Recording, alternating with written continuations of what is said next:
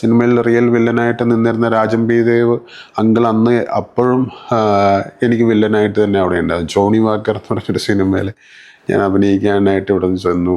അന്ന് ഒരു ക്രൗഡ് പരിപാടിയാണ്.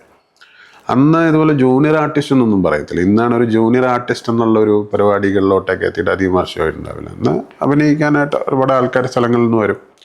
അങ്ങനെ ഞാൻ എന്നും എനിക്ക് ഓർമ്മയുണ്ട്, ഞാൻ ജോണി വാക്കർ എന്ന് പറഞ്ഞൊരു സിനിമയിൽ അവിടെ ചെന്നപ്പോൾ അതിനകത്ത് അങ്കിൾ അവിടെ വെച്ച് കണ്ടു. ഞങ്ങൾ ഭക്ഷണം കഴിക്കാനായിട്ട് അന്ന് ക്യൂ നിൽക്കുന്ന സമയത്ത് എന്നെ വിളിച്ചിട്ട് പറഞ്ഞു, നീ എന്തായാലും ഒരിക്കലും നന്നാവില്ല. കാര്യം നീ എന്നെ മാത്രം ലക്ഷ്യം വെച്ച് നടക്കുകയാണ്. ഞാൻ അഭിനയിക്കുന്ന സിനിമകളിൽ വരിക, എൻ്റെ മുമ്പിൽ വന്ന് പാത്രമായിട്ട് ക്യൂ നിൽക്കുക, നിനക്ക് എന്തിൻ്റെ ഇതാന്ന് വരെ ചോദിച്ചിട്ടുണ്ട്.